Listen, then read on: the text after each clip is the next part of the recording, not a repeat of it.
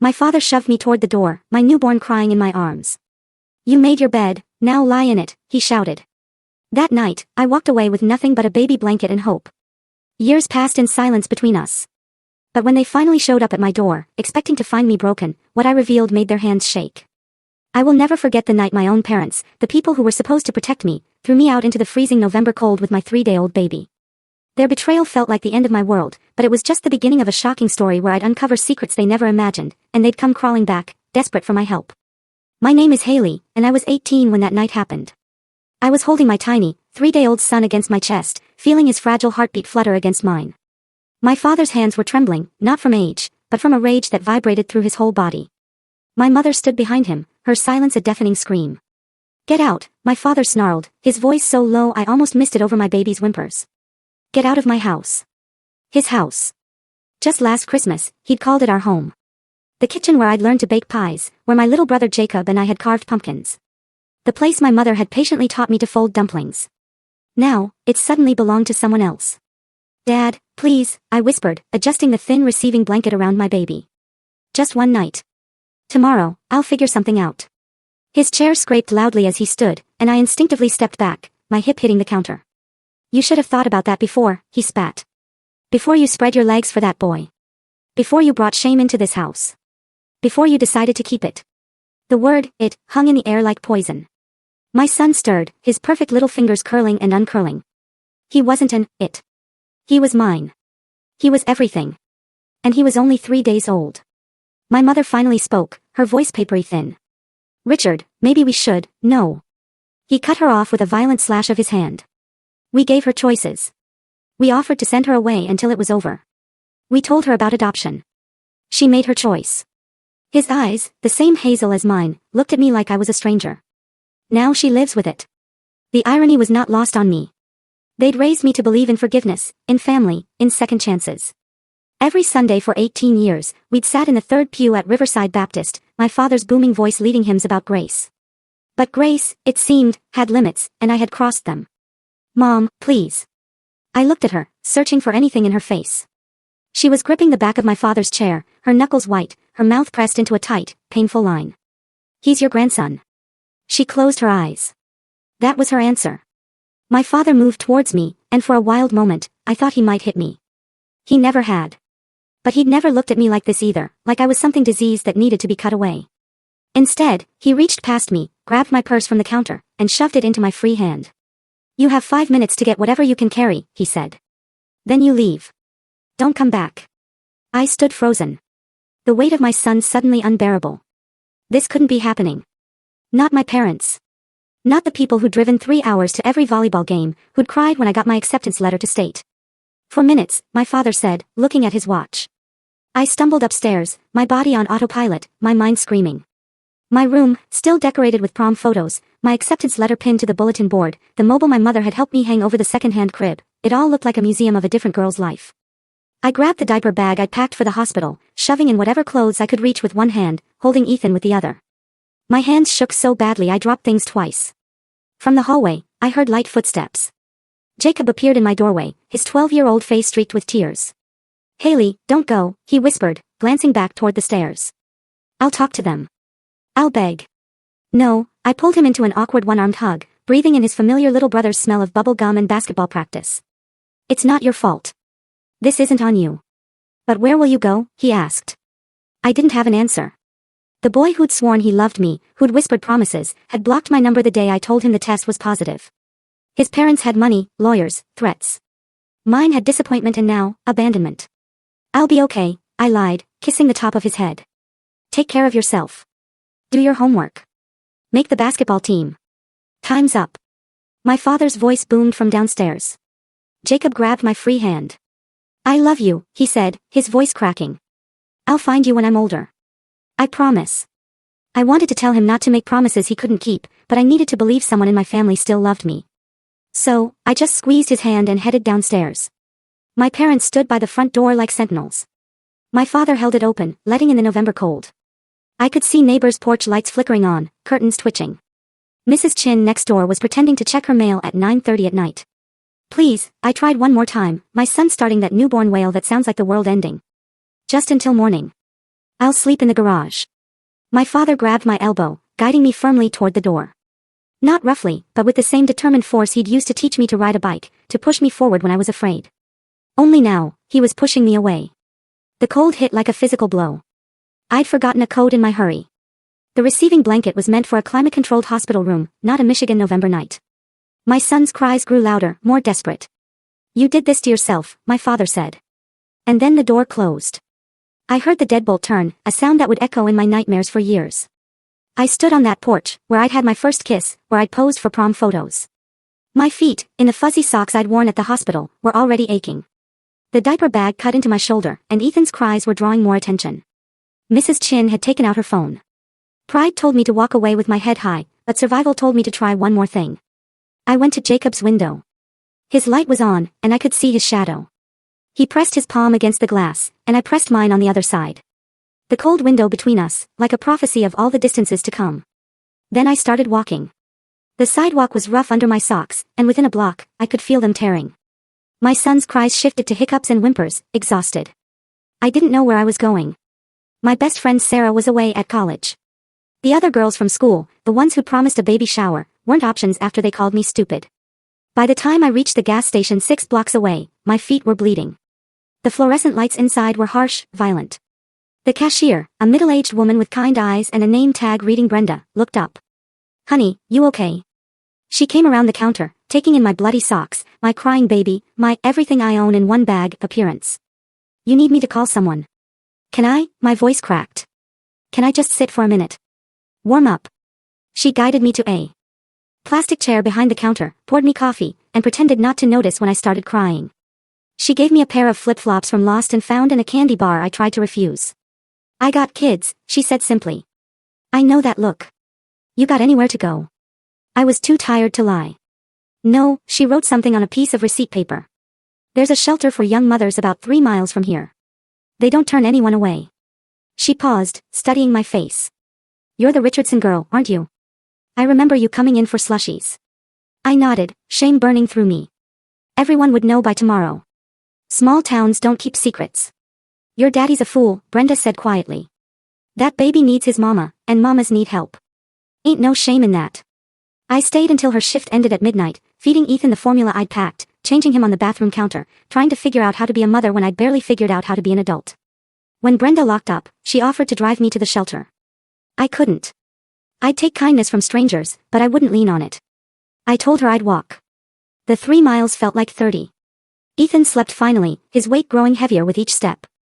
I sang to him softly, the lullabies my grandmother had sung to me before she died. Back then, I thought losing her was the worst thing that could happen. I found a park around mile 2 and collapsed on a bench, pulling my knees up to create a windbreak for Ethan. The stars were out, brilliant and cold. I remembered learning their names in earth science class just last year, back when I cared about constellation patterns and college applications. It's just you and me now, I whispered to my son, his face peaceful in sleep. I don't know how to do this. I don't know how to be enough for you. But I promise I'll never leave you. Never. A police car drove by slowly. I tensed, but it kept going. I must have looked exactly what I was, a desperate teenage mother with nowhere to go. Not worth stopping for. Dawn was starting to lighten the sky when I finally saw the shelter. It was a converted Victorian house with a sign that read, Martha's Haven, a safe place for mothers and children. The paint was peeling, a shutter hung crooked, but the porch light was on. Welcoming. I stood at the bottom of the steps for a long time. Ethan started to stir, probably hungry. Walking up those steps meant admitting what I'd become. It meant paperwork and caseworkers and questions I didn't want to answer. It meant being another statistic, another cautionary tale. But it also meant walls and a roof, and maybe a bed where I could feed my son without freezing. I climbed the steps and rang the doorbell. The woman who answered had seen everything and judged nothing. Her name was Deb, and she wore pajama pants with cartoon cats. She took one look at me, bloody socks visible through borrowed flip-flops, baby clutched to my chest, everything I owned in a Target bag, and stepped aside. Come on in, sweetheart. Let's get you sorted. The house smelled like disinfectant and desperation, with an underlying note of curry. The entry hall was narrow, painted a cheerful yellow that couldn't hide the water stains. A bulletin board covered in rules, schedules, and inspirational quotes dominated one wall. Every journey begins with a single step, one poster proclaimed. It felt like a cruel joke when my journey had begun with being thrown out. Deb led me to an office the size of a closet, pulling out a clipboard thick with forms. I know it's a lot, she said, producing a pen from behind her ear. But the state requires all this. Can you write while holding him, or do you want me to? I've got him, I said quickly, adjusting Ethan so I could write one-handed. I'd learned in 3 days that I could do almost anything one-handed now. The forms wanted everything: my name, my parents' names, my son's father's name, medical history, income, none, assets, none, emergency contacts, blank. Each question felt like another small humiliation, reducing my life to checkboxes and blank lines. How old is he? Deb asked gently, nodding at Ethan. 3 days. Her eyebrows rose slightly. And you're just coming from the hospital. From my parents' house. I couldn't finish. Ah. She didn't need me to. Well, you're here now. That's what matters. She explained the rules: curfew at 9 p.m., mandatory chores, group therapy, parenting classes. No male visitors above the first floor. No alcohol, no drugs, random room searches. You could stay up to 2 years, but most moved on within 6 months, either up or out. She didn't specify which. You'll be sharing a room with Kesha and her daughter, Deb said, leading us upstairs. She's been here 3 months, knows the ropes. She's good people. The room was barely bigger than my walk-in closet at home. At my parents' house, I corrected myself. 2 twin beds pushed against opposite walls, a crib wedged between them, a pack-and-play in the corner. A single dresser with 4 drawers, 2 for each mother. 1 window with bars on the outside, painted white, as if that made them less prison-like. Kesha was sitting on one bed, nursing a baby who looked about 6 months old. She was maybe 20, with intricate braids and tired eyes that sized me up in seconds. Fresh meat, she said, not unkindly. You look like you just got kicked out. Let me guess. Religious parents? I nodded, setting down my bag. Mine, too. Apparently, having a baby without a husband is fine when Mary does it, but not when Kesha does it. She shifted her daughter to her other breast. That bed's yours. Bottom 2 drawers. There's a mini fridge in the hall we all share. Label everything or it'll disappear. Shower schedule's on the door. You get 10 minutes max. Your baby cry a lot. I don't know yet, I admitted. You will. She studied my son, who was starting to fuss. He hungry? Probably. There's a rocking chair in the common room. Better than trying to nurse sitting on these beds. They squeak like hell, and Marie next door will bang on the wall. I wanted to tell her I wasn't nursing, that my milk hadn't even come in properly before everything fell apart, that I had 6 cans of formula and no idea how I'd get more when they ran out. But shame kept me quiet. The next few days blurred together in a haze of exhaustion and adjustment. My son, I named him Ethan at the hospital, alone, except for a tired nurse who acted as my witness, cried constantly. Not the normal newborn crying the parenting books described, but a desperate, gasping wail that went on for hours. The other mothers were patient at first, then less so. Can't you shut him up? Marie hissed through the wall at 3 a.m. on my 4th night. Some of us have to work in the morning. I wanted to scream back that I was trying, that I'd walked him up and down the narrow hallway until my feet bled again, that I'd tried everything, feeding, changing, swaddling, singing. But I just whispered sorry and took him down to the common room, where I sat in the broken rocking chair and cried along with him. That's where Carla found me. She was 19, with bleached hair showing dark roots and a face that might have been pretty if it wasn't so gaunt. Her son Tyler was 8 months old and slept like a dream, she said, which made the other mothers hate her a little. First baby? She asked, sitting on the arm of the couch. Is it that obvious? You've got that look like you're drowning but don't want to admit you can't swim. She pulled a cigarette from behind her ear, noticed my look, and put it back. Not allowed to smoke in here anyway. Been trying to quit. Tyler's dad used to blow smoke right in my face when I was pregnant, so I figure secondhand's better than firsthand, right? She told me her story in pieces over the next few weeks. Her boyfriend had seemed sweet at first, then controlling, then violent. She'd stayed through the first 2, left after he'd pushed her down the stairs at 7 months pregnant. Her parents said she'd made her bed by dating that kind of boy. His parents had money and lawyers.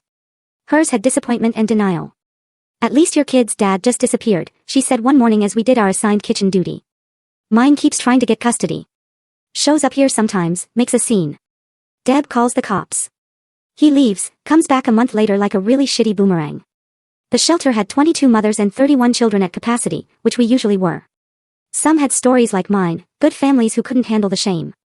Others had stories like Carla's, bad relationships they'd barely escaped. Some had stories they didn't tell, that lived in the haunted looks they'd get when certain topics came up.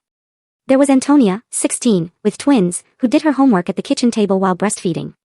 Madison, 23, with 3 kids from 3 different fathers, who worked 2 jobs and still couldn't afford an apartment. Beth, 18, like me, whose baby was born addicted and cried even more than Ethan. We were all different races, different backgrounds, different stories, but we shared the same exhausted desperation, the same hollow look of women who'd been told we weren't worth keeping. The parenting classes were held in the basement on Saturday mornings. A volunteer named Patricia, who wore pearls to teach teenage mothers how to change diapers, would demonstrate proper burping techniques on a doll while we sat in metal folding chairs, babies on our laps or in borrowed carriers. She meant well, but her constant cheerfulness grated. "Remember, ladies, babies can sense your stress," she chirped while demonstrating how to properly swaddle. "A calm mother means a calm baby." Beth snorted. "My baby was born with meth in his system. Pretty sure my stress levels aren't his main problem." Patricia's smile faltered but held. "Well, every baby deserves a chance at a peaceful environment, regardless of their beginnings." I learned more from the other mothers than from Patricia. Kesha taught me the football hold for nursing. Even though I was formula feeding, the position helped with bottles, too. Carla showed me how to make formula stretch an extra day by adding just a little more water. Not enough to hurt them, she swore, just enough to make it to payday. Antonia, juggling her twins like a pro, demonstrated how to wear Ethan in a wrap made from a bedsheet while I did chores. But the real education came from watching them navigate the system.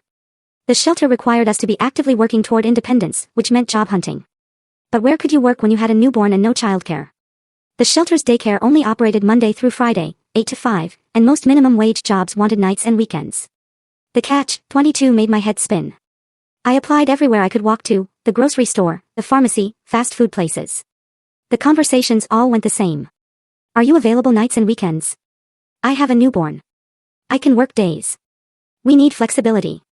Thanks for coming in." One manager at a clothing store looked at Ethan, sleeping in his carrier, and said, "We can't have babies in the store during shifts." I wouldn't bring him to work. I just had to bring him to the interview because I understand, but we need someone reliable. Reliable? As if working while raising a baby alone wasn't the definition of reliability. After 2 weeks of rejections, I was sitting in the common room, Ethan finally sleeping after a 4-hour crying jag, when Deb came in with a flyer. Night cleaning crew at the Baxter office complex. They're used to hiring from here. It's not pretty work, but it's work. You interested?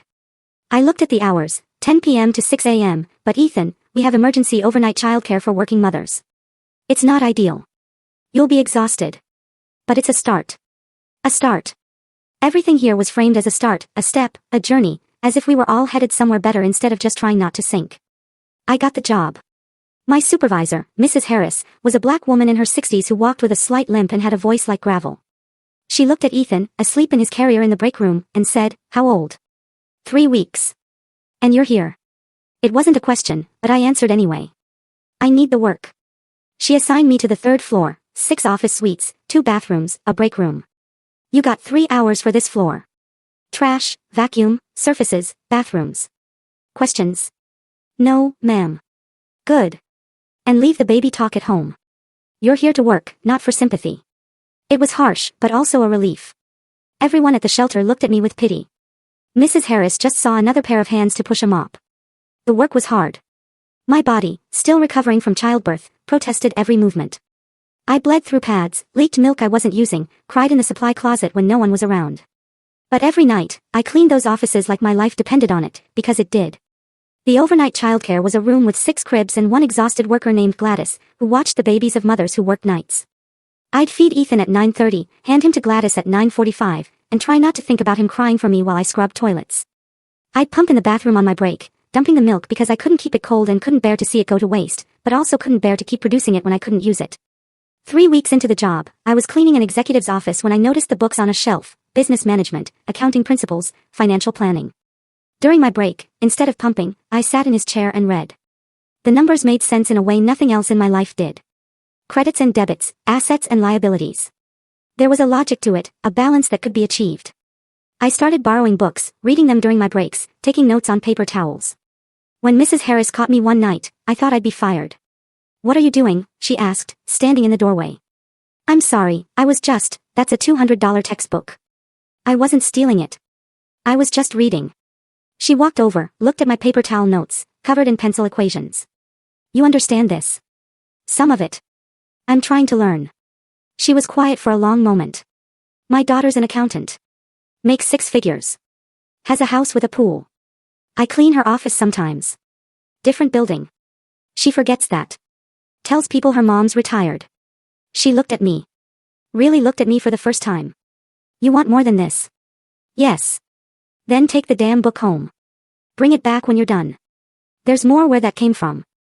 That night, walking back to the shelter at 6 a.m. with a borrowed accounting textbook in my bag, Ethan's weight in my arms, the sunrise turning the sky pink, I thought about my parents. Were they awake yet? Did they think about me? Did they wonder if I was alive?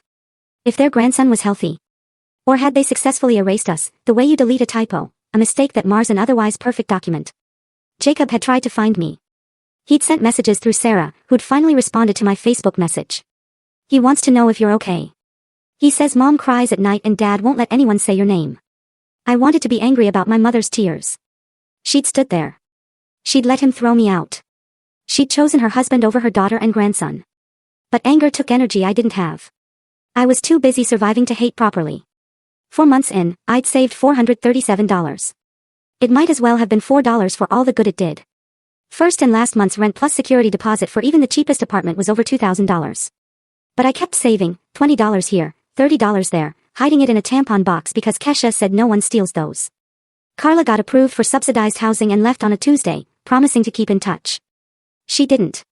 That was how it worked. When you escaped, you didn't look back. The shelter was a place you survived, not a place you remembered fondly. We were trauma bonded, not friends. Her bed was filled the next day by a 15-year-old named Jessica, whose parents had signed away their rights so her aunt could kick her out legally. She cried for 3 days straight, and I held her baby while she did, remembering my first nights, the shock of it all. It gets easier, I told her. Though I wasn't sure that was true. It didn't get easier. You just got harder. Your skin thickened. Your standards lowered. Your dreams shrunk to fit the space available. But sometimes, late at night, in that office building, reading those borrowed books while the world slept, I'd allow myself to imagine a different future. One where Ethan and I had our own place. Where I had a job that required my brain instead of just my back. Where I could afford formula without watering it down. Eventually, I stood in a community college admissions office. Ethan was strapped to my chest. I was filling out an application for night classes. The woman behind the desk looked at me, 18 years old, homeless, single mother, and I could see her calculating my odds of success. The program's demanding, she said carefully. With a baby, I'll manage, I said, not sure if it was determination or delusion. She stamped my application. Classes start in 2 weeks. Financial aid should cover most of it if you qualify. Walking out, I whispered to Ethan, we're going to build something better. I promise. I had no idea how many times that promise would nearly break me before I could keep it. The community college classroom smelled like whiteboard markers and broken dreams. 23 students crammed into a space meant for 15. Most of us exhausted before the professor even started talking. It was 7 p.m. on a Tuesday, my first introduction to accounting class, and Ethan had kept me up for 36 hours straight with what the free clinic doctor called, just colic. Welcome to ACC 101, Professor Martinez said, a middle-aged man whose coffee stains told their own story of exhaustion. Look to your left, now you're right. Statistically, one of those people won't be here by midterms. I didn't look. I couldn't afford to be a statistic. The shelter's emergency childcare only covered my work hours, so I'd had to negotiate with Jessica, the 15-year-old mom who'd taken Carla's bed. She watched Ethan during my classes, I helped her with her GED homework. It was a fragile system that depended on both our baby sleeping, Jessica not having a breakdown, and me making it back before the shelter's curfew. That first week, I failed a quiz. Not just failed, bombed it completely. The numbers that made so much sense when I read them in stolen moments at work scrambled on the page. My hand shook as I wrote my name, exhaustion making everything blurry. Professor Martinez handed back the quizzes the next class. Miss Richardson, see me after. I waited. Ethan's car seat was at my feet because Jessica had a crisis and couldn't watch him. He was mercifully quiet, probably exhausted from screaming all morning. This isn't going to work if you can't focus, Martinez said, not unkindly, but not gently either. I know. I'm sorry. I don't need apologies. I need to know if you're wasting your time and mine. Something in me snapped. Not angry, just clear. I clean offices 10 hours a night to afford formula. I live in a shelter with 21 other mothers who've been thrown away by everyone who was supposed to love them. I haven't slept more than 2 consecutive hours in 5 months. But I'm here, aren't I? That quiz was my first F in my entire life, and it'll be my last. So, no, I'm not wasting anyone's time. He studied me for a long moment, then pulled out a business card. My wife runs a tutoring center. Tell her I sent you. First 5 sessions are free for students with demonstrated financial need. I think you qualify. The tutoring center was in a strip mall between a nail salon and a Chinese restaurant. Mrs. Martinez was nothing like her husband. Soft where he was sharp, patient where he was brisk. She took one look at Ethan and set up a pack and play in the corner. Babies are welcome here, she said. Learning doesn't stop for life. Those sessions saved me. Not just academically, though my grades climbed from that initial F to steady Bs, but mentally. For 2 hours, twice a week, I was just a student learning debits and credits, not a homeless teenage mother one crisis away from complete collapse. The nights got harder before they got easier. Mrs. Harris at the cleaning job had started leaving extra food in the break room. Leftovers from a meeting, she'd say, though the containers looked suspiciously fresh. I'd eat half, save half for breakfast, stretching my food stamps to cover Ethan's formula and diapers with nothing left for myself. One night, cleaning a conference room, I found a presentation still up on the screen, quarterly financial analysis. I studied it during my break, taking pictures with my phone to review later. The company was hemorrhaging money in their supply chain. Obvious inefficiencies that even I, with 1 semester of accounting, could spot. I left a note, anonymous, in pencil on a post-it. Check your vendor invoicing. You're being double billed on items 3, 7, and 12. 2 weeks later, Mrs. Harris found me. Someone upstairs wants to know who's been leaving notes on the financial reports. My blood went cold. I'm sorry, I didn't mean, they want to offer you an internship. What? Unpaid, because they're cheap bastards, but it counts as course credit. You'd work here during the day twice a week, doing basic bookkeeping. You interested? Interested? I wanted to cry. Instead, I said, I'd need to bring Ethan sometimes. They got a lactation room nobody uses. Set him up in there. The internship meant juggling schedules that would make a circus performer dizzy. Shelter daycare from 8 to 12. Internship from 12 to 4 while Ethan napped in the empty lactation room. Classes from 7 to 10. Cleaning from 10 p.m. to 6 a.m. Sleep happened in 20-minute increments on buses, in break rooms, standing up in the shower sometimes. But the internship led to references. References led to a better job, part-time bookkeeping for a small construction company owned by Mr. Chin, whose wife I'd helped find a calculation error that saved them $3,000. You're that girl. Mrs. Chin said when I came for the interview. The Richardson girl. Your parents go to my church. I waited for her to throw me out. They're fools, she said instead. When can you start? 6 months into my new life, I got a letter. No return address, but I recognized Jacob's handwriting. Inside was a photo, my parents at church, standing stiffly while Pastor Harold preached. My mother had aged 5 years. My father's smile looked painted on. Jacob had written on the back, they tell people you moved away for college. I tell people the truth. There was money in the envelope, 5 $20 bills and a note, mowing lawns after school. Ethan's uncle loves him. I cried so hard that night that Kesha threatened to call a crisis counselor. The construction company job paid enough that I could start dreaming about an apartment. I found a 2-bedroom in a building that had seen better decades, where the landlord didn't ask too many questions if you had first, last, and security in cash. It was $2,800, more money than I'd ever held at once. It took 8 months to save it. 8 months of not buying myself a winter coat, of eating peanut butter on sale rack bread, of walking instead of taking the bus. But Ethan had warm clothes, good formula, the expensive diapers that didn't give him a rash. I'd fail at everything else before I'd fail at that. Carla showed up one night at the shelter. Tyler on her hip, a bruise on her cheek. He found us, she said simply. She'd lost the subsidized apartment when her ex convinced the housing authority she'd violated the lease by letting him visit.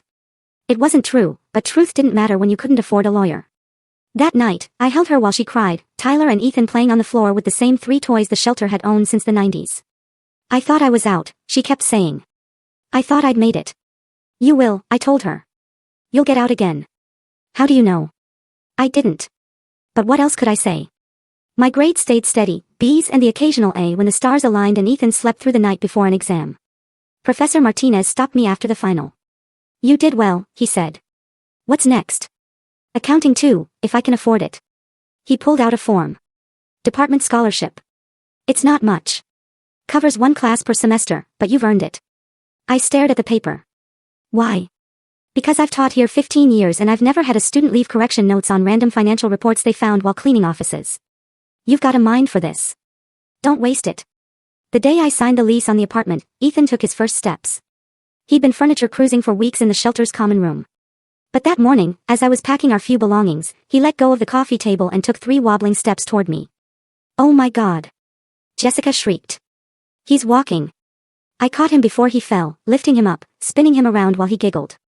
We were moving forward, literally and figuratively, one uncertain step at a time. The apartment was on the 3rd floor, no elevator. Water stains on the ceiling. A kitchen so small I could touch both walls with my arms spread. But it had a door that locked, a bathtub Ethan could splash in, a window that looked out on a scraggly tree where birds sometimes sang. It was ours. That first night, I put Ethan to bed in his own room, a closet-sized space that barely fit his crib, but his own room nonetheless.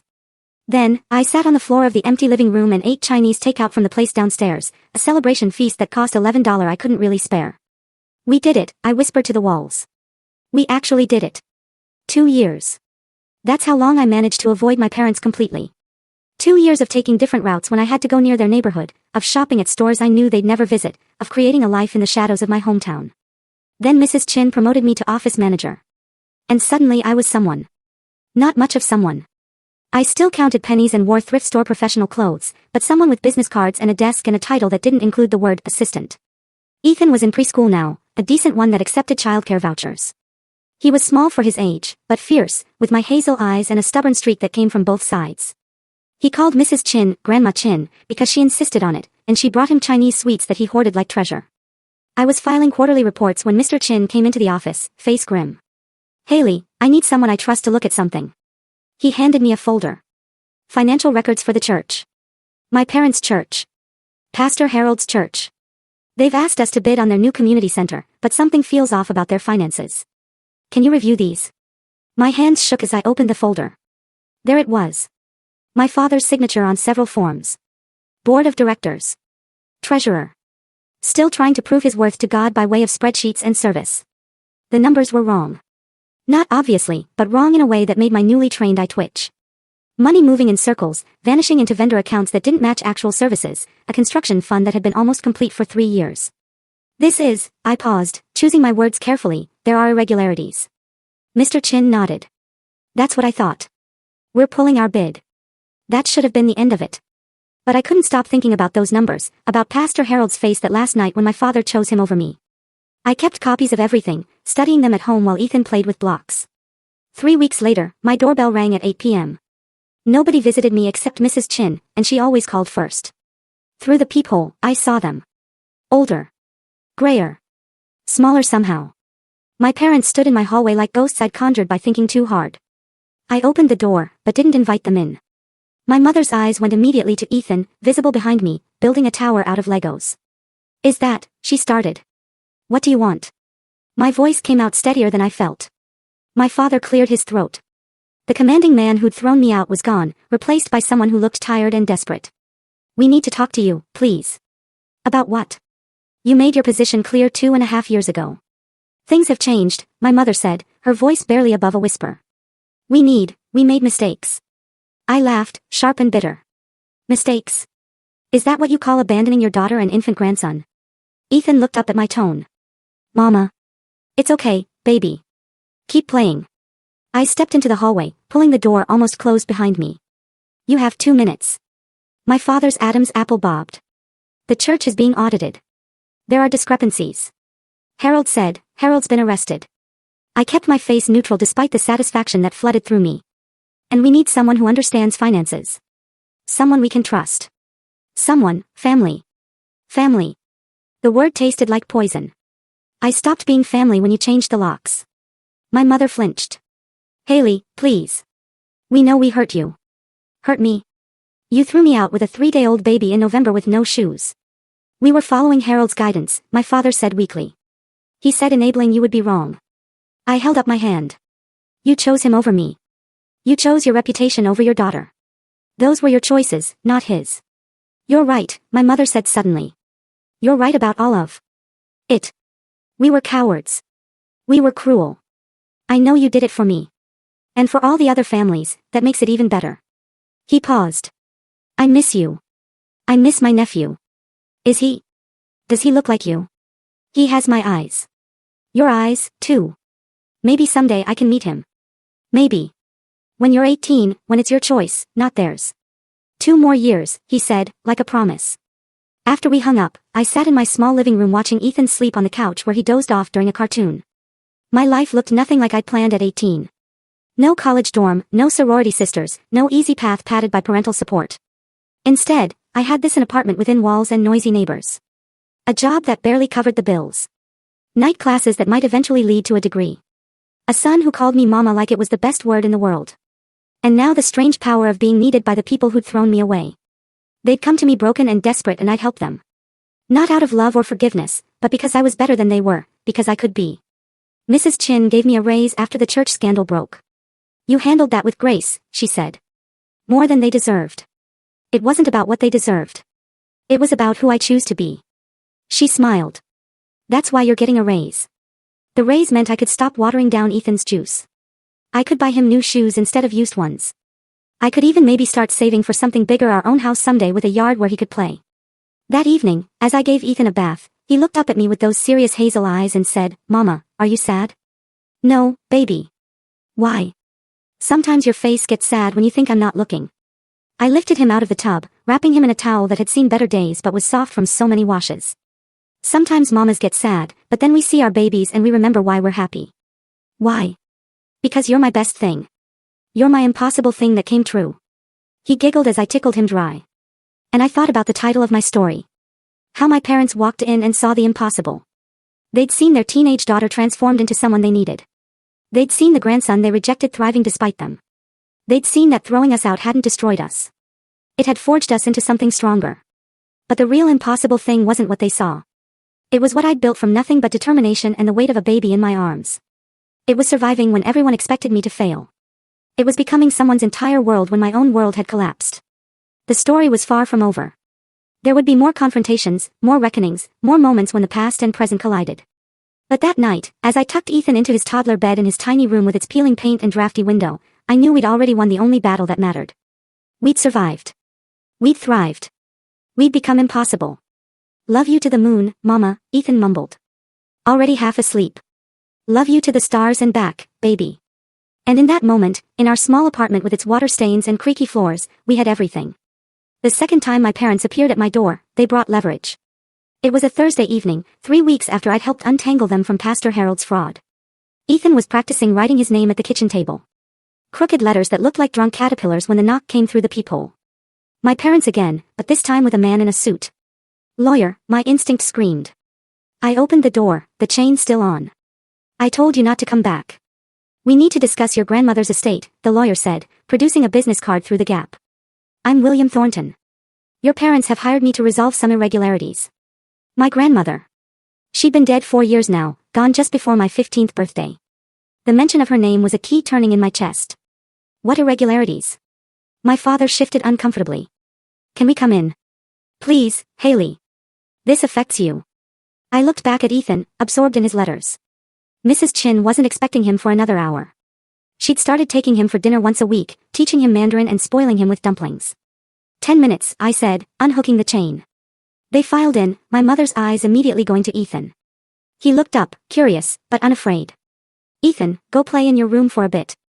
Okay. Okay, Mama.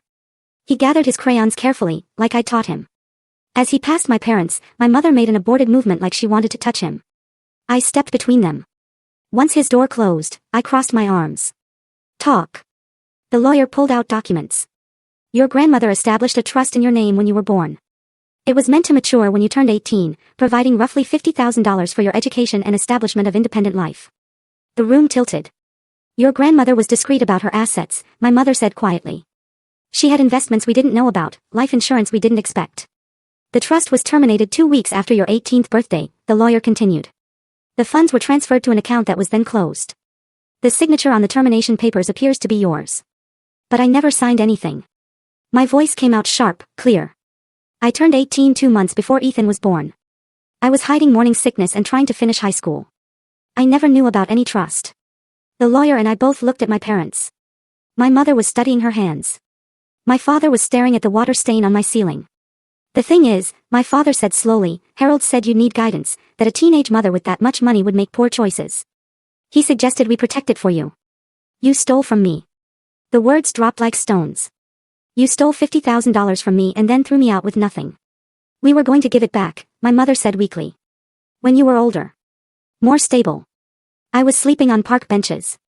I was bleeding through my socks walking to the shelter. I diluted my baby's formula because I couldn't afford enough. My voice rose with each word. And you had $50,000 of my money.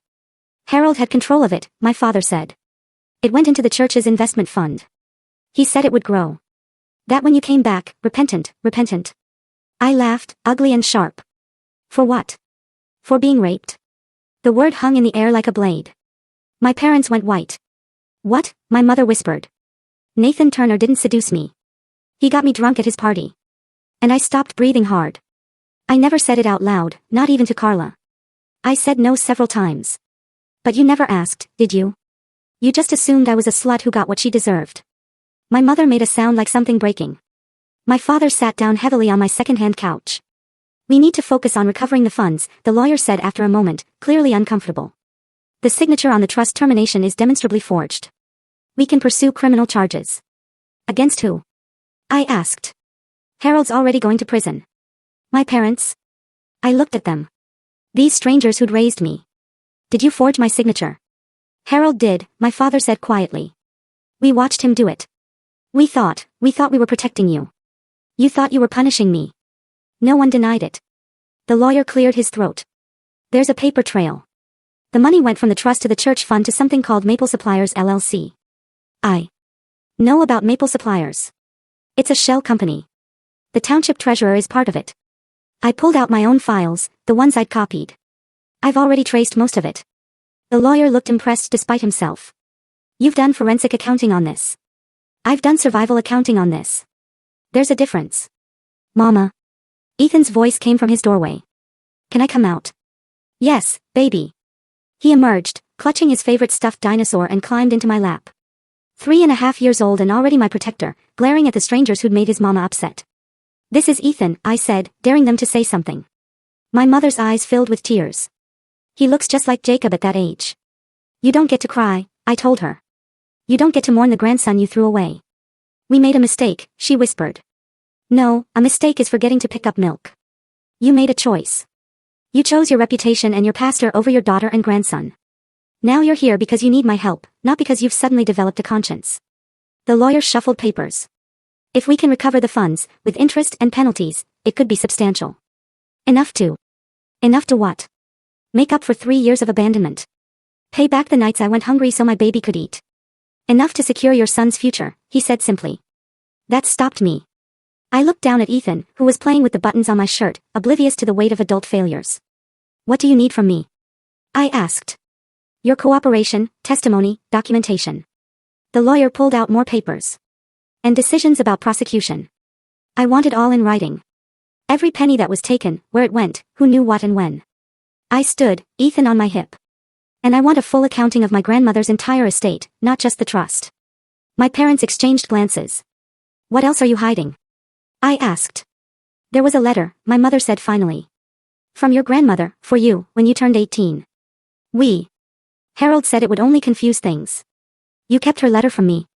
My voice went quiet, which was worse than yelling. Ethan pressed his face against my shoulder. My father pulled an envelope from his jacket. Yellowed. My name in my grandmother's distinctive handwriting. Still sealed. I took it with my free hand, holding it like it might explode. Get out. Get out of my home. Mr. Thornton, you can contact me directly. Don't bring them again. They filed out, my mother casting one last look at Ethan. He waved, innocent and friendly, and she sobbed as the door closed. I didn't open the letter for 3 days. It sat on my kitchen counter like an unexploded bomb while I went through the motions, work, Ethan's preschool pickup, dinner, bath, bedtime stories. But at night, after Ethan was asleep, I'd stare at it, afraid of what truths my grandmother had tried to tell me. Finally, on Saturday afternoon, while Ethan napped, I opened it. My dearest Haley, if you're reading this, you're 18 and I'm gone. I hope your parents gave this to you with joy, but I fear they might not. Your father, my son, has always been weak in the face of stronger personalities. Your mother means well, but chooses peace over principle.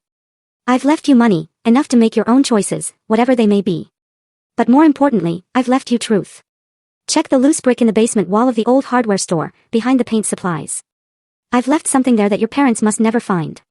It's about your real inheritance, not money, but knowledge. Be brave, my darling girl. Braver than your parents. The women in our family have always been the strong ones, even when we had to hide it. Trust Mr. Winslow at Winslow and Associates. He has documents for you. All my love, Grandma Eleanor. The hardware store. The family business. It was in foreclosure now, the one my parents were desperately trying to save. I'd have to go back to my childhood, to the place where I'd played hide-and-seek between aisles of nails and screws. I called Mrs. Chin. Can you watch Ethan tonight? I need to do something. Of course. Everything okay? I'm about to find out. The store looked smaller than I remembered, darker. The windows were soaked over now, foreclosure signs taped to the door. But I still had my key, the one thing I'd kept from my old life, hidden in my jewelry box like a talisman.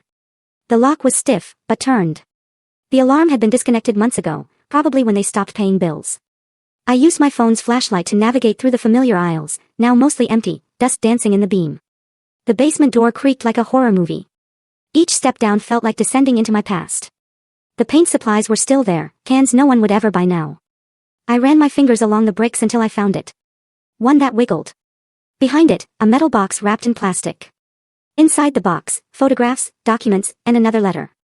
The photograph stopped my heart. My grandmother, young, maybe 20, standing next to a man who wasn't my grandfather. She was holding a baby, smiling but sad. On the back, in pencil, Eleanor and Thomas with baby Richard, 1977. Richard. My father. The documents were adoption papers, legal, stamped. My father had been adopted at 6 months old by the man I'd known as my grandfather. My grandmother's first husband, Thomas, had died in Vietnam 3 months before my father was born. But that wasn't the shocking part. The shocking part was the bank statements. Accounts in my grandmother's maiden name, Eleanor Foster, that showed deposits from a trust, a military widow's pension that had been invested wisely. Properties in other towns, stocks, bonds. An empire built quietly while she played the dutiful small-town wife. The second letter was shorter. Haley, if you're reading this, you're looking for truth. Your grandfather never knew about Thomas or the money. He was a good man, but traditional. He wouldn't have understood that I needed something that was just mine. Pastor Harold knows. He's been blackmailing me for years, threatening to tell your grandfather and then your father. I've been paying him to keep silent. But I'm dying now, and secrets die with us unless we choose otherwise. The real money isn't in the trust. They know about. Check with Winslow. Account number 7834521. Password, Thomas 1977. Harold will try to take everything if he learns about this. Don't let him. It's yours. All of it. The strong women's inheritance, passed down despite the men who would control us. Burn this after reading. I didn't burn it.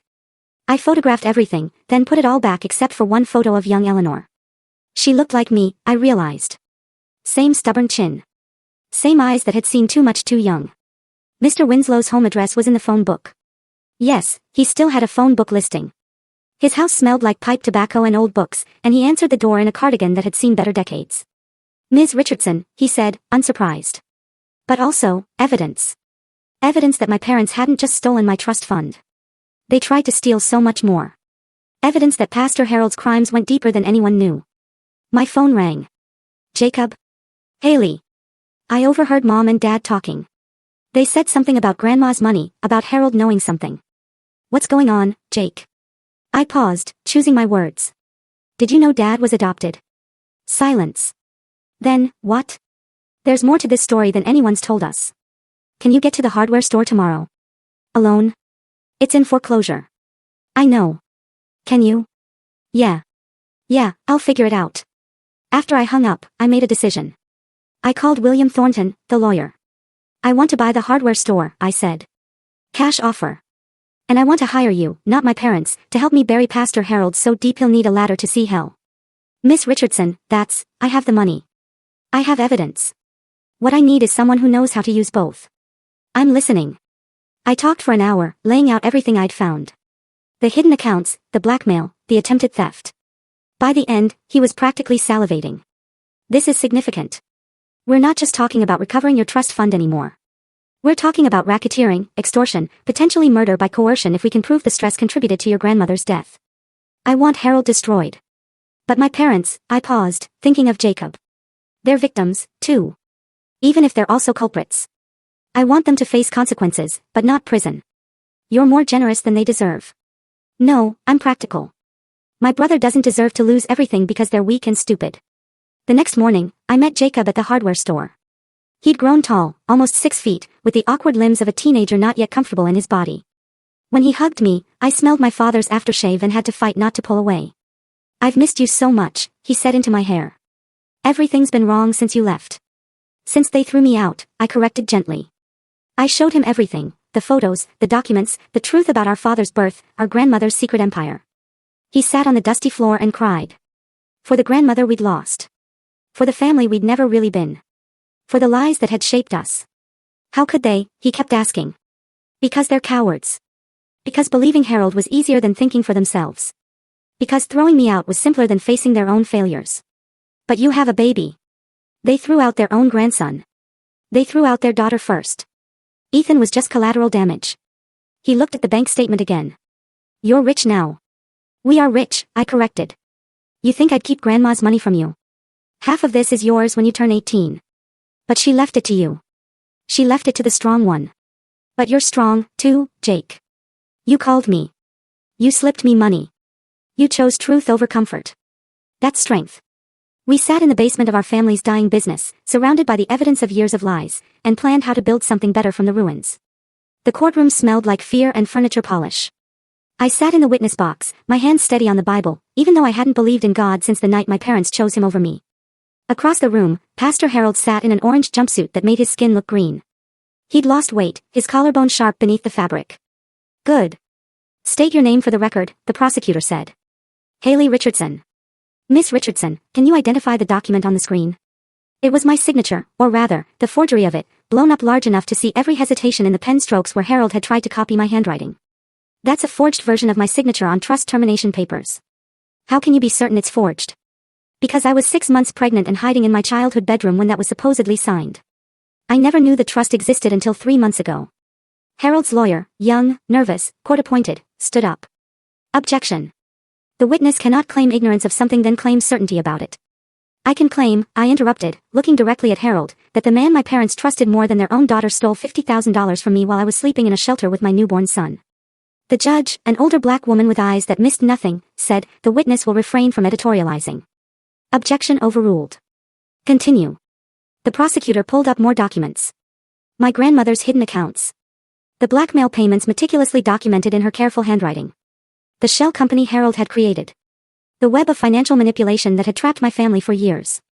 Can you explain what you discovered about your grandmother's estate? I took a breath. In the gallery, my parents sat rigid, my mother clutching my father's hand. Jacob was beside them, having gotten special permission to miss school. I focused on him as I spoke. My grandmother Eleanor was widowed in 1976 when her first husband died in Vietnam. She was pregnant with my father. She remarried my grandfather and never told anyone about the death benefits and pensions she received. She invested that money secretly, building a portfolio worth nearly $1 million. Gasps from the gallery. My father's face went gray. Pastor Harold discovered this through his position at the township office. He blackmailed my grandmother for years, threatening to reveal that my father was adopted, that his whole identity was built on lies.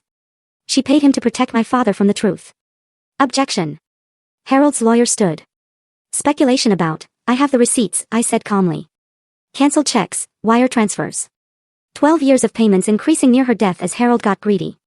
The prosecutor introduced each piece of evidence. I'd organized them chronologically, a story told in numbers. Here was $5,000 when I was 7. Here was $10,000 the year I turned 13. Here was $25,000 2 months before she died, when she was too weak to fight anymore. What happened after your grandmother's death? Pastor Harold convinced my parents that any money I inherited would enable my sin. When I got pregnant at 18, he used their fear and shame to manipulate them into giving him control over my trust fund. But that wasn't enough. He wanted the hidden accounts, too. How do you know this? He tried to access them 847 times over 3 years. I pulled out the login records Mr. Winslow had provided, always from the church IP address. Sometimes at 3 a.m. He had my social security number, my parents gave him that, but not the password. What was the password? Thomas 1977. My grandmother's first husband and the year my father was born. A secret Harold could never guess because he never knew the whole truth, only enough to cause pain. Harold was scribbling furiously on a legal pad, passing notes to his lawyer. I watched him with the detachment of someone observing a snake in a cage. Miss Richardson, how did the defendant's actions affect you personally? This was the hard part. I looked at Ethan, sitting with Mrs. Chin in the back row. She dressed him in his best outfit, the one she bought him for Chinese New Year. He waved when he saw me looking. I was 18, pregnant, and terrified. My parents, under Harold's influence, threw me out with my 3-day-old baby. In November. I had no money, no coat, no shoes. I walked 3 miles to a shelter while bleeding from childbirth. I diluted my baby's formula because I couldn't afford enough. I worked 10-hour night shifts scrubbing toilets while my newborn slept in shelter care. All while $50,000 of my money sat in Harold's accounts. And if you'd had that money, I could have afforded an apartment, healthcare, food, maybe even college. I paused. I could have kept my dignity. Harold's lawyer cross-examined me for 2 hours, trying to find inconsistencies. But I'd lived with these numbers for months now, traced every penny, memorized every transaction. The truth is easier to remember than lies. Isn't it true you were a troubled teenager? Pregnant out of wedlock. I was raped. The word echoed in the courtroom. Nathan Turner assaulted me at a party. My parents never asked what happened. They just assumed I was the sinner Harold told them I was. There's no police report because I was 18 and terrified, and my parents were already calling me a slut. Would you have reported it? The lawyer retreated. Nathan had been subpoenaed but hadn't shown. His family had money for lawyers who'd advised him that attending would open him to questions he didn't want to answer. His absence said everything. My mother took the stand next, tears streaming before she even sat down. Mrs. Richardson, did you know about the trust fund for your daughter? Yes. Did you participate in terminating it? Harold said it was for her own good. He said giving money to a teenage mother would be enabling sin. He said God wanted us to teach her consequences. So you watched him forge her signature. My mother's voice broke. Yes. And then you threw her out. Harold said, he said if we showed mercy, we'd be weak. Like Abraham and Isaac, we had to be willing to sacrifice. Abraham didn't actually sacrifice Isaac, I said, too loud. The judge gave me a warning look. My mother looked at me directly for the first time. I know that now. God stopped Abraham, but no one stopped us. My father's testimony was worse, because he tried to justify it. He talked about disappointment, about shame, about the family's reputation. He mentioned prayer and guidance and following spiritual leadership. Not once did he mention love. Mr. Richardson, the prosecutor asked, when your daughter stood on your porch with a 3-day-old baby, what did you feel? I felt righteous, he admitted. And now, he looked at Harold, then at me, then at Ethan. Damned. Jacob wasn't supposed to testify, but I'd fought for it. He had evidence no one else did. A recording on his phone from that night. I couldn't sleep, he told the court. I heard the yelling and started recording because I thought someday Haley might need proof that it really happened, that she didn't imagine how bad it was. The prosecutor played the recording. My father's voice, harsh and unforgiving. Get out of my house. My mother's sobs. My own voice, younger and desperate. Please, just tonight. He's only 3 days old. The baby crying. Ethan, unnamed then, unknown, unwanted by everyone but me. And then Harold's voice, which no one had mentioned before, stand firm, Richard. Cast out the sin before it spreads. I'll handle the financial matters.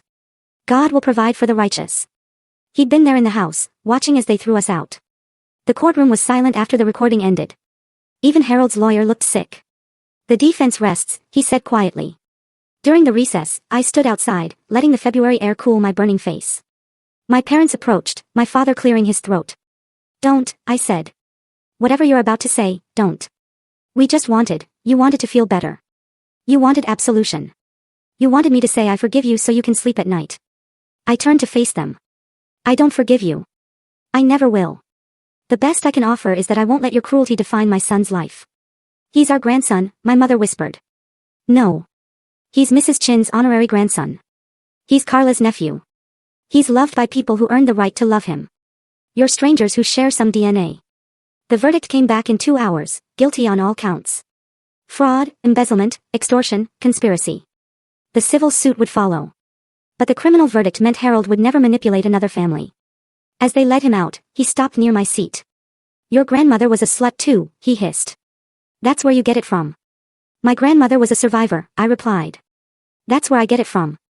The hardware store reopened on a Thursday in May, 2 days after Ethan's 4th birthday. I'd gutted it down to the bones and rebuilt it as something new, Willow House.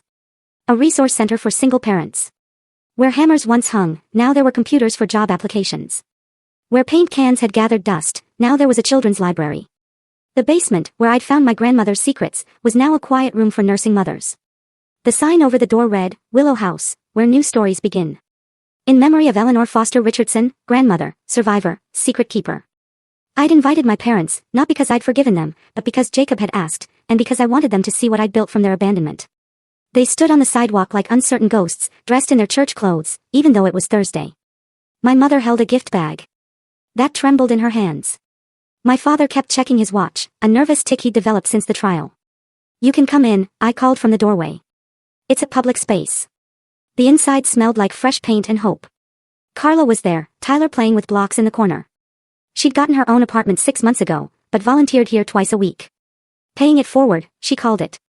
Mrs. Chin had donated the furniture, strong-arming her business contacts into contributing, for my grandson's mother, she'd said, which carried weight in our small town's Chinese business community. This is impressive, my father said, looking around. It's necessary, I corrected. Do you know how many young mothers get thrown out every year? How many grandparents choose their pride over their grandchildren? He flinched. Good. Ethan ran up, wearing the cape Mrs. Chin had made him. Mama, can I show them my reading corner? I knelt down. These are the people I told you about. The ones who were lost. He studied them solemnly. Are they found now? I don't know, baby. Why don't you ask them? He walked over to my parents, cape fluttering. Are you found? My mother dropped to her knees, tears streaming. No, sweetheart. We're still very lost. That's okay, Ethan said, patting her shoulder. Mama says being lost just means you're still looking for the right way. She was lost once, too, but then I helped her find the way. You did? My father asked, his voice rough. Uh-huh. She says I'm her North Star. He pointed to the ceiling where I had painted stars. Like those, but better, 'cause I'm real. Ethan, why don't you go show Tyler your new book? I suggested.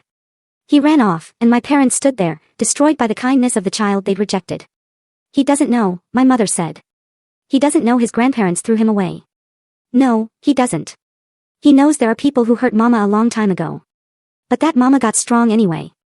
That's all he needs to know. Jacob arrived after school, taller still, 17 now, and looking more like our grandmother than either parent. He'd been accepted to State University with a full scholarship, academic, not financial need-based, since his trust fund from Grandma Eleanor would cover expenses. The place looks amazing, he said, hugging me. He'd become a hugger since we'd reconnected, as if trying to make up for 3 years of lost contact. Want to see your office? I asked. My what? I led him to a small room overlooking the street. Every resource center needs a tutoring program. You'll run it summers and breaks. Minimum wage to start, but it's yours if you want it. Haley. He looked around the room, at the desk I'd already set up, the shelves waiting for books. Yes. God, yes. My parents stood in the doorway, watching their children plan a future that didn't include them. We sold the house, my father said suddenly. After the civil judgment, we had to. The civil suit had awarded me $500,000 in damages. The original $50,000 plus interest, penalties, and compensation for suffering. My parents' insurance and house sale had covered it.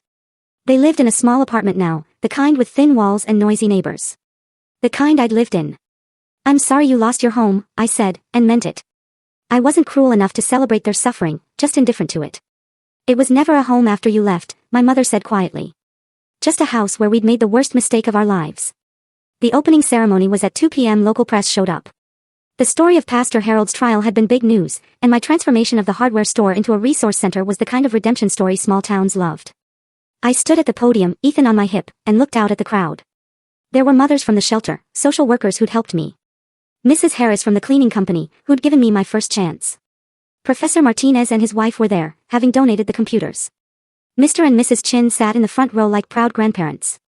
4 years ago, I stood on a sidewalk with a 3-day-old baby and nothing else. No money, no family, no shoes. Just a child who needed me to be stronger than I knew how to be. I caught my parents' eyes. They were standing in the back, trying to be invisible. The system isn't built for teenage mothers. It's built to punish us. Shame us. Make us disappear. But we don't disappear. We survive. We work night shifts and take day classes. We water down formula and skip meals. We build. My mother approached with the gift bag. Could I give this to Ethan? It's a book. Just a book. I looked at the bag, then at her face, ravaged by guilt and sleepless nights. You can leave it at the front desk. I'll decide if he gets it. That's fair, she whispered. More than fair. Fair would be you never seeing him. This is mercy. Learn the difference. My father joined her. That afternoon, a young woman came in, 17, 8 months pregnant, eyes hollow with the particular exhaustion of being unwanted. Her parents had given her a week to figure it out or leave. I don't know what to do, she whispered. I sat beside her, remembering another girl who'd once thought the same thing. First, I said, we're going to make sure you have shoes that fit. Then, we'll handle the rest. She looked confused until I explained about the night I'd walked to the shelter in bloody socks. How that small cruelty had taught me that dignity starts with the details. As I helped her fill out assistance forms, I thought about my parents, probably watching the news segment again, torturing themselves with what they'd thrown away. I thought about Harold in prison, his power stripped away with his freedom. I thought about my grandmother, whose secrets had saved me years after her death. But mostly, I thought about Ethan's laugh echoing through the center, about Jacob's excitement for the tutoring program, about Mrs. Chin bringing dumplings for lunch, about Carla teaching parenting classes in the same basement where I'd found the truth. This was the impossible thing my parents had walked in to see. Not just my success, but my refusal to let their failure define it. Not just survival, but transformation. Not just a resource center, but a monument to every young mother who'd been told she was worthless and proved the world wrong. The story could have ended there, with neat lessons about resilience and redemption. But real stories don't end. They just keep going. One impossible day at a time, one young mother at a time, one child laughing at a time. And somewhere in town, in a small apartment with thin walls, two people who'd chosen their reputation over their daughter were learning what I'd known all along. Some choices can't be undone. Some doors, once closed, never open again. And sometimes, the most impossible thing isn't surviving being thrown away. It's learning to live with having done the throwing. If your family threw you out at your lowest moment, would you save them at theirs?